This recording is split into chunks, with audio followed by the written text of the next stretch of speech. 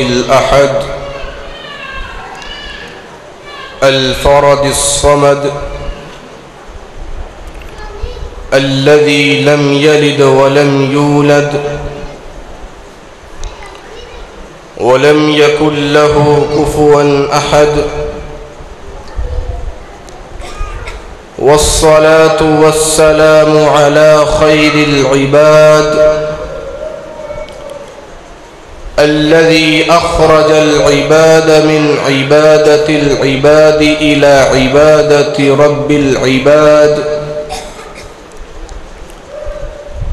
ومن ضيق الدنيا إلى سعتها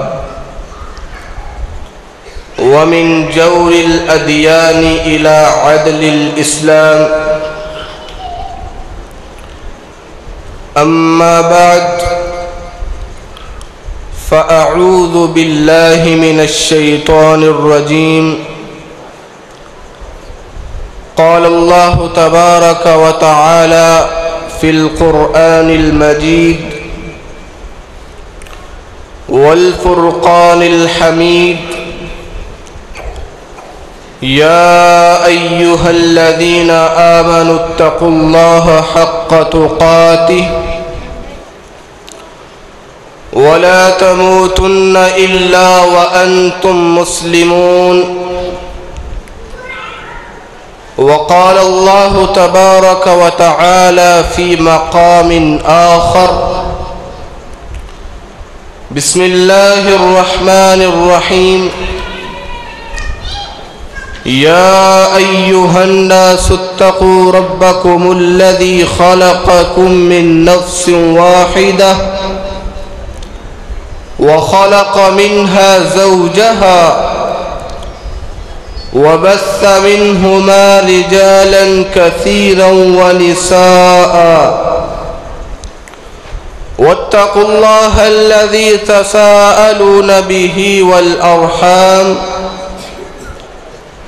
إن الله كان عليكم رقيبا. وقال الله تبارك وتعالى في مقام ثالث: يا أيها الذين آمنوا اتقوا الله وقولوا قولا سديدا يصلح لكم أعمالكم ويغفر لكم ذنوبكم ومن يطع الله ورسوله فقد فاز فوزا عظيما. وقال النبي صلى الله عليه وسلم: النكاح من سنتي فمن رغب عن سنتي فليس مني. وقال النبي صلى الله عليه وسلم في مقام آخر: يا معشر الشباب من استطاع منكم الباءة فليتزوج ومن لم يستطع فعليه بالصوم فإن له وجاء. احباب غرامی قدر، اللہ تبارک و تعالی کی توفیق سے میں طالب علم آپ حضرات کے سامنے چند گزارشات کو رکھنے کے لیے حاضر ہوا ہوں۔ برادر عزیز محمد عثمان صوفی اور برادر عزیز محمد خبیب صوفی، ان دونوں کے حکم کی وجہ سے میں آپ حضرات کے سامنے چند گزارشات کو رکھنے آیا ہوں، اور یہ میرے لیے بڑی ہی سعادت کی بات ہے کہ یہ سٹیج، یہ ممبر میرے نہایت ہی قابل فخر اور قابل قدر شیخ العربی والعجم فضیلت الشیخ میرے استاد گرامی مولانا حافظ ثناء اللہ مدنی حافظہ اللہ کا ہے، اور میں اپنے لیے بڑی ہی سعادت کی بات سمجھتا ہوں کہ آج میں ادنا سا طالب علم اپنے استاذ کے منبر پر چند گزارشات کو پیش کرنے کے لیے بیٹھا ہوں۔ میں اللہ تبارک و تعالی کی بارگاہ میں درخواست کرتا ہوں کہ اللہ میں جو بیان کروں آپ حضرات سنیں، اللہ تبارک و تعالی اپنی بارگاہ میں قبول و منظور فرمائے۔ احباب گرامی قدر، چونکہ یہ کانفرنس ایک اصلاحی کانفرنس ہے، اس کے جو اسباب ہیں وہ آپ حضرات کے سامنے واضح ہیں کہ کس وجہ سے یہ پروگرام، یہ کانفرنس، یہ محفل منعقد کی گئی ہے، وہ تمام حضرات جانتے ہیں۔ تو اسی کی مناسبت سے میں آپ حضرات کے سامنے چند باتوں کو پیش کروں گا۔ نکاح یہ سنت نبوی ہے، نکاح اور شادی یہ دونوں ایک ہی چیز کے نام ہیں، نکاح اور شادی۔ شادی کو عربی زبان میں زوج کہتے ہیں، زوج۔ زوج اور نکاح دونوں کا مطلب سیم ہے، اور یہ نکاح نبی علیہ السلام کی سنت ہے۔ نکاح کا مقصد کیا ہونا چاہیے، نکاح کی اہمیت کیا ہے، نکاح کے فضائل کیا ہے، اور نکاح کا معیار کیا ہونا چاہیے۔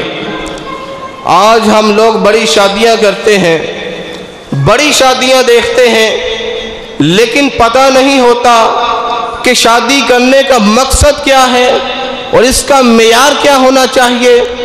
حالانکہ اللہ کے نبی صلی اللہ علیہ وسلم نے تمام احکامات زبان اطہر سے ارشاد فرما دیے، تمام احکام واضح ہیں، لیکن ان کو پس پشت ڈال کر کے ہم چلے جاتے ہیں، لیکن ان احکامات کی کوئی قدر و قیمت اور منزلت نہیں ہوتی۔ اللہ کے نبی صلی اللہ علیہ وسلم نے جو احکامات بیان فرمائے ہیں قرآن و سنت کی روشنی میں آپ کے سامنے واضح کرتا ہوں۔ سب سے پہلی بات، نکاح کا مقصد کیا ہونا چاہیے۔ مولوی صاحب نکاح پڑھانے کے لیے جب تشریف لاتے ہیں، نکاح کا خطبہ شروع کیا جاتا ہے، اور نکاح کا خطبہ شروع کرتے وقت تین آیات پڑھتے ہیں، کیونکہ یہ خطبہ مسنونہ کا حصہ ہے، اور ان میں سے پہلی آیت یا ایھا الذین آمنوا اتقوا اللہ، اے ایمان کا دعویٰ کرنے والو اللہ سے ڈر جاؤ، اللہ سے ڈر جاؤ، تقوی اختیار کر لو۔ اور تقوی کس چیز کا نام ہے؟ تقوی ہے گناہوں سے بچ جانا، اپنے آپ کو گناہوں سے دور کر لینا، اس چیز کا نام تقوی ہے۔ آمنوا اتقوا اللہ، آمنوا کہہ کر اتقوا اللہ کی شرط لگائی ہے کہ اگر تم مومن ہو تو تقوی کو اختیار کرنا پڑے گا۔ اور یہاں سے ایک بات سمجھ میں آ جانی چاہیے کہ نکاح کا مقصد اور نکاح کا محور جو ہوتا ہے وہ اللہ رب العالمین نے اگر رکھا ہے تو وہ تقوی کو رکھا ہے۔ تقوی تمام عبادات کے ساتھ منسلک ہے، کوئی عبادت اس وقت تک مکمل ہی نہیں ہوتی جب تک اس کے اندر تقوی جیسی بنیادی شرط نہ پائی جائے۔ تقوی ایک بنیادی شرط ہے جو ہر عبادت کے اندر پائی جاتی ہے۔ اللہ تبارک و تعالی نے جب اپنی عبادت کا تذکرہ کیا اور انسان کی تخلیق کا تذکرہ کیا کہ میں نے جب انسان کو پیدا کیا اور انسان کو جب حکم ہوا کہ اللہ کی عبادت کرو تو اس کا مقصد کیا تھا؟ فرمایا یا ایھا الناس اعبدوا ربکم الذی خلقکم والذین من قبلکم لعلکم تتقون، کہ لوگو تم اپنے رب کی عبادت کرو جس نے تمہیں پیدا کیا ہے اور تم سے پہلی امتوں کو بھی پیدا کیا، کیوں؟ لعلکم تتقون، شاید کہ تم متقی بن جاؤ۔ تمہاری تخلیق کا مقصد، تمہاری عبادت کا مقصد و محور صرف اللہ نے اگر کسی چیز کو قرار دیا ہے تو وہ تقویٰ ہے۔ نماز کو لے لے، نماز کے بارے میں اللہ تبارک و تعالی نے ارشاد فرمایا قد افلح المؤمنون الذین هم فی صلاتهم خاشعون، جو ایمان والے ہیں وہ فلاح پا گئے۔ اور ایمان والے کون ہیں؟ الذین هم فی صلاتهم خاشعون، جو اپنی نمازوں کے اندر خشوع کو ظاہر کرتے ہیں، اپنی نمازوں کے اندر خشوع خضوع کو پیدا کرتے ہیں۔ اور خشوع کیا ہے؟ تفسیر جلالین والے نے لکھا ہے خاشعون ای متقون، یعنی خشوع کرنے والے لوگ وہ ہوتے ہیں جو اللہ سے ڈرنے والے ہوتے ہیں، جو متقی ہوتے ہیں۔ تو متقین لوگ نماز کے اندر بھی اگر کوئی شرط پائی جاتی ہے وہ تقوی کی ہے۔ اب قربانی کو لے لے، قربانی کے بارے میں اللہ نے فرمایا لن ینال اللہ لحومها ولا دماؤها ولکن ینالہ التقوی منکم، کہ تم قربانیاں کرتے ہو، تم خون بہا دیتے ہو، نالوں میں خون بہہ رہا ہوتا ہے، تم گوشت کو کاٹ لیتے ہو، کھا لیتے ہو، اس کو یوز کرتے ہو، اللہ کو نہ تمہارا خون پہنچتا ہے نہ جانور کا گوشت پہنچتا ہے۔ اگر اللہ کو کوئی چیز پہنچتی ہے ینالہ التقوی منکم، اللہ کو کوئی چیز پہنچتی ہے وہ تقوی ہے۔ اسی لحاظ سے اگر میں تمام عبادات کا، تمام ارکان اسلام کا تذکرہ کرتا چلوں تو ہر عبادت کے ساتھ اللہ نے تقوی کی شرط کو خاص کر دیا ہے۔ تو نکاح کے اندر سب سے بنیادی بات، اس کا مقصد صرف اور صرف تقوی، اللہ رب العالمین کا ڈر، گناہوں سے بچنا، کہ اللہ میں نکاح کر رہا ہوں، اس میں تیری رضا مقصود ہے، یا اللہ میرے نکاح کا مقصد یہ ہے کہ میں گناہوں سے بچ جاؤں، تیری راہ راست پر آ جاؤں، میرا اور کوئی مقصد نہیں، صرف تقوی۔ تقوی اگر کوئی بنیاد بنا لے تو اس کے نتائج جو ہوتے ہیں اللہ کی قسم ہے وہ بھی آپ کے سامنے واضح ہو جائیں گے۔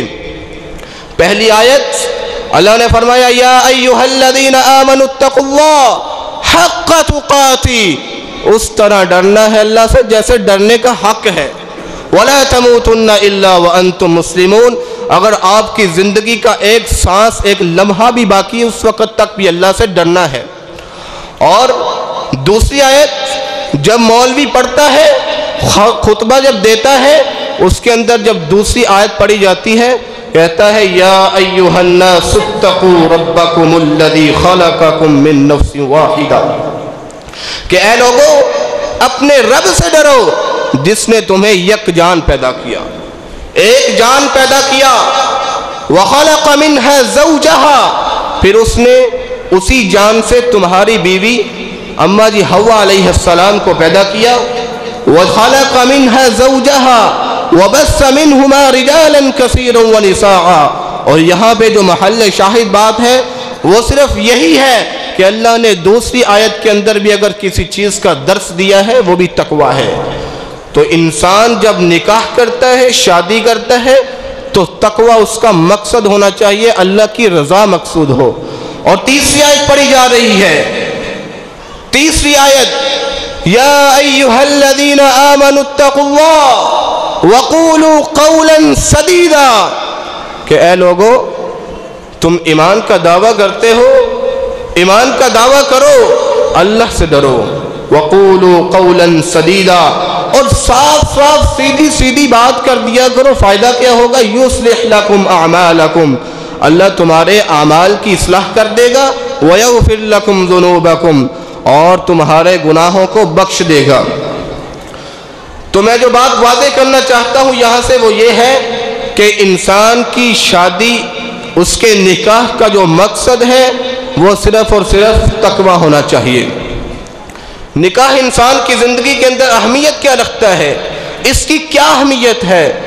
تو نکاح کے بارے میں اللہ کے رسول صلی اللہ علیہ وسلم نے فرمایا، صحیح البخاری کی حدیث ہے، فرمایا النکاح من سنتی فمن رغب عن سنتی فلیس منی، کہ لوگوں سن لو نکاح کرنا میری سنت ہے۔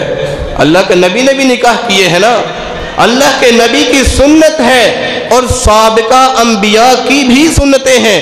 حضرت سلیمان علیہ السلام کی 100 بیویاں تھیں، سابقہ انبیاء کی بھی سنت رہی ہے نکاح کرنا، اور فرمایا فَمَن رَغِبَ عَن سُنَّتِي فَلَيْسَ مِنِّي، اگر کوئی شخص کہے کہ میں نکاح نہیں کروں گا، بس معاملات کچھ یوں ہیں لیکن نکاح کرتا ہی نہیں، تو فرمایا فَمَن رَغِبَ عَن سُنَّتِي فَلَيْسَ مِنِّي، جو شخص میری سنت سے بے رغبتی اختیار کرے گا وہ مجھ سے نہیں۔ یعنی اس کے جو طور و اطوار ہے، اس کے جو چال و چلن ہے، اس کے رہنے سہن کے جو ڈھل ہیں، وہ میری سنت والے نہیں، وہ میرے طور و طریقے پر نہیں ہے، وہ میری سنت سے خارج ہو گیا، یعنی کہ اس نے میری سنت پر عمل ہی نہیں کیا۔ فلیس منی کا مطلب یہ ہے کہ جو میری سنت سے بے رغبتی اختیار کرے گا وہ مجھ سے نہیں۔ اور اللہ کے نبی صلی اللہ علیہ وسلم نے نوجوانوں کی جماعت کو خاص کرتے ہوئے فرمایا، یا معشر الشباب، اے نوجوانوں کی جماعت، خاص کیا ہے اللہ نے نبی نے کہ اے نوجوانوں کی جماعت، من استطاع منکم الباءۃ فلیتزوج، تم میں سے جو شخص شادی کی استطاعت رکھتا ہے اسے چاہیے کہ وہ شادی کر لے۔ ومن لم یستطع فعلیہ بالصوم، جو استطاعت نہیں رکھتا، اس کے پاس مالی طاقت نہیں، اس کے پاس جانی طاقت نہیں، یا کوئی بھی ایسی ضرورت ہے جو اس کے اندر موجود نہیں، استطاعت نہیں رکھتا، فرمایا پھر وہ ایک کام کرے کہ وہ روزہ رکھ لے۔ روزہ کیوں؟ فَإِنَّ لَهُ وِجَاءٌ، کیونکہ یہ روزہ اس کے لیے ڈھال ہے۔ جیسے آدمی جنگ کے اندر اپنی حفاظت کے لیے ایک ڈھال کا استعمال کرتا ہے، ایسے ہی روزہ ایک ڈھال ہے کہ وہ بندہ اگر اس ڈھال کو استعمال کر لے بندہ گناہوں سے محفوظ رہتا ہے۔ تو یہاں پر اللہ کے نبی صلی اللہ علیہ وسلم نے ایک نقطہ بیان کیا، فرمایا کہ جو شخص شادی کی استطاعت رکھتا ہے وہ شادی کرے، نہیں رکھتا تو روزہ رکھے، یعنی کہ نکاح کو افضل قرار دیا نفلی روزے پر، کہ استطاعت ہو تو نکاح کرے، اگر استطاعت نہیں تو پھر روزہ رکھے، پہلے نکاح پھر نفلی روزہ۔ تو استطاعت ہونے کے باوجود اگر کوئی بندہ نکاح نہ کرے تو وہ بندہ اللہ کے نبی صلی اللہ علیہ وسلم کی حدیث کے مطابق فَمَن رَغِبَ عَن سُنَّتِي فَلَيْسَ مِنِّي، جو میری سنت سے بے رغبتی اختیار کرتا ہے وہ میری سنت سے نہیں، میری سنت پہ عمل نہیں کرتا، وہ میری سنت کے عمل کے خلاف ہے۔ تو یہ اہمیت ہے نکاح کی۔ نکاح نبی علیہ السلام کی سنت ہے اور سابقہ انبیاء کی بھی سنت ہے۔ تیسری بات، پہلی بات نکاح کا مقصد، دوسری بات نکاح کی اہمیت، تیسری بات نکاح کی فضیلت کیا ہے، نکاح کے فضائل کیا ہیں، یہ نکاح کیوں کیا جاتا ہے، اگر ہم نکاح نہ کریں تو کیا ہوگا، نکاح نہ کریں تو کیا ہوگا۔ نکاح کے کچھ فضائل ہیں جو اللہ کے نبی صلی اللہ علیہ وسلم نے بیان فرمائے۔ پہلا فرمان سنن النسائی کے اندر روایت موجود ہے، اللہ کے نبی صلی اللہ علیہ وسلم نے فرمایا ثلاثۃ حق علی اللہ عونہم، تین شخص ایسے ہیں کہ اللہ کی ان کے اوپر مدد کرنا واجب ہے، تین بندوں کی مدد کرنا اللہ کے ذمہ واجب ہے۔ ان میں سے ایک شخص الناکح الذی یرید العفاف، ایک وہ شخص جو نکاح کرتا ہے اور ارادہ کیا ہوتا ہے، عفافیت کا، کہ میں گناہوں سے بچ جاؤں، میں اللہ رب العالمین کے زیادہ قریب ہو جاؤں۔ یہ صرف نکاح کا مقصد یہ ہے کہ میں اللہ رب العالمین کے قریب ہو جاؤں، تو اللہ اس آدمی کی مدد کرنا اپنے ذمہ واجب کر لیتا ہے۔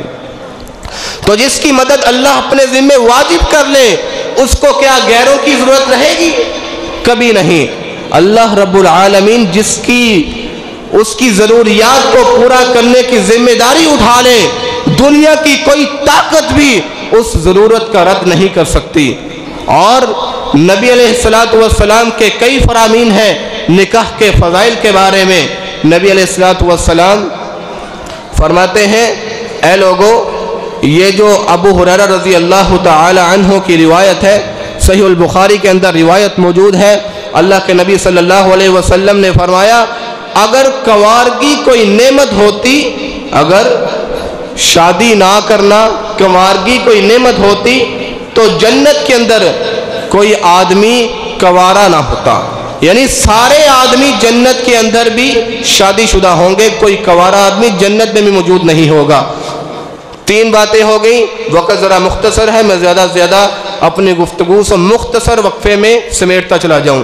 3 باتیں، نکاح کا مقصد، نکاح کی اہمیت، نکاح کی فضیلت۔ آخری بات سن لیجئے، اس کے بعد میرا سلام۔ آخری بات یہ ہے کہ نکاح کا معیار کیا ہونا چاہیے۔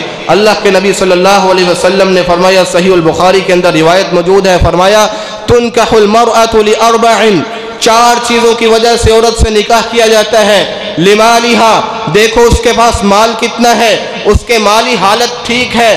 ولحسبہا، اس کا حسب نسب، اس کا خاندان کیسا ہے، اس کا کنبہ قبیلہ کیسا ہے۔ چوتھی بات ولجمالہا، اس کا حسن دیکھو، اس کی صورت دیکھو، اس کی شکل و صورت کیسی ہے، یہ تیسری بات۔ چوتھی بات ولدینہا، اس عورت کا دین کیسا ہے، اس کا اخلاق کیسا ہے، وہ عورت اس کی دینداری کی کیا حیثیت ہے۔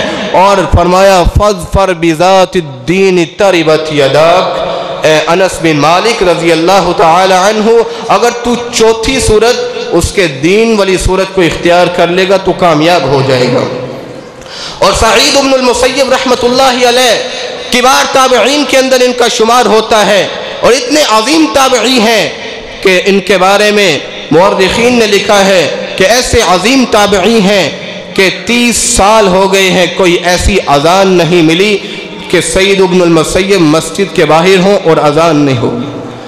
جب بھی اذان ہوئی 30 سال ہو گئے ہیں، اذان بعد میں ہوتی ہے، سعید بن المسیب مسجد میں تشریف فرما ہوتے ہیں۔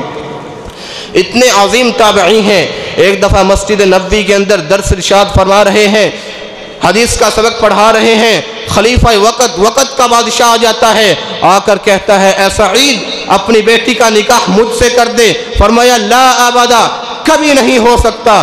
خلیفہ وقت کہتا ہے، وقت کا بادشاہ ہے، کہتا ہے ایسا کر لے، ایک پلڑے کے اندر اپنی بیٹی کو توڑ لے، دوسرے پلڑے کے اندر سونے جواہرات ہیرے موتی کو توڑ لے، اتنے وزن کے برابر تجھے سونا چاندی دے دوں گا، اپنی بیٹی کا نکاح مجھ سے کر دوں۔ قال لا ابدا، فرمایا کبھی نہیں ہو سکتا۔ ابھی حدیث کا سبق ارشاد فرما رہے ہیں، ایک نوجوان جو کافی چھٹیوں کے بعد کلاس میں آیا، سعید بن المسیب رحمۃ اللہ علیہ پوچھتے ہیں اے نوجوان کیا وجہ تھی، اتنی چھٹیاں کر لی؟ کہنے لگا اے سعید، اے میرے شیخ، میں نے اس وجہ سے غیر حاضریاں کی کیونکہ والدین پہلے نہیں دنیا میں رہے، ایک بیوی تھی جینے کا سہارا تھی، وہ بھی فوت ہو گئی۔ سعید بن المسیب رحمۃ اللہ علیہ فرماتے ہیں کلاس ختم ہوگی، میری بات سن کے جانا۔ کلاس ختم ہوئی، سعید بن المسیب کے پاس وہ نوجوان تشریف لے کر گئے۔ سعید بن المسیب فرماتے ہیں کہ اے نوجوان اپنی بیٹی کا نکاح تجھ سے کرتا ہوں۔